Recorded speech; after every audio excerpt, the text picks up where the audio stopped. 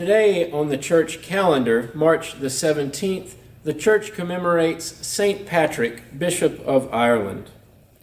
Patrick lived from around the year 385 to 461. He was an evangelizer of the Irish, but not of Irish birth. Born in Britain, he was carried off at the age of 16 by raiders and enslaved in Ireland, where he was used as a herdsman. During this time, he learned to take religion seriously and became a man of intense prayer.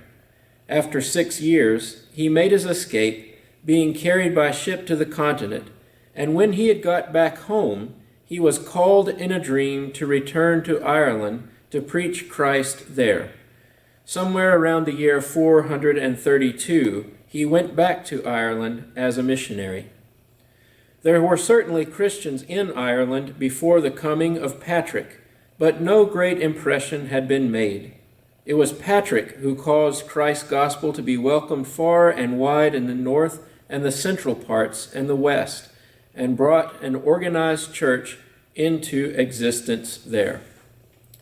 The only contemporary evidence bearing on St. Patrick's life is found in his own writings, the Confession, in which he reviews his life and work, and the letter to Coroticus, denouncing an attack on one of his congregations by that British chieftain's men, and then a hymn called the Breastplate, or Lorica, is also attributed to Patrick.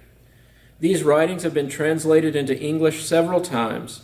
What stands out in them is St. Patrick's sense of being called by God to the work he had undertaken, and his determination and modesty in carrying it out. He writes, "I, Patrick, a sinner, am the most ignorant and of least account among the faithful, despised by many. I owe it to God's grace that so many people should through me be born again to him." For our musical meditation today in honor of St. Patrick and in memory of St. Patrick is to sing the hymn version that we have of St. Patrick's breastplate, the text that is attributed to him.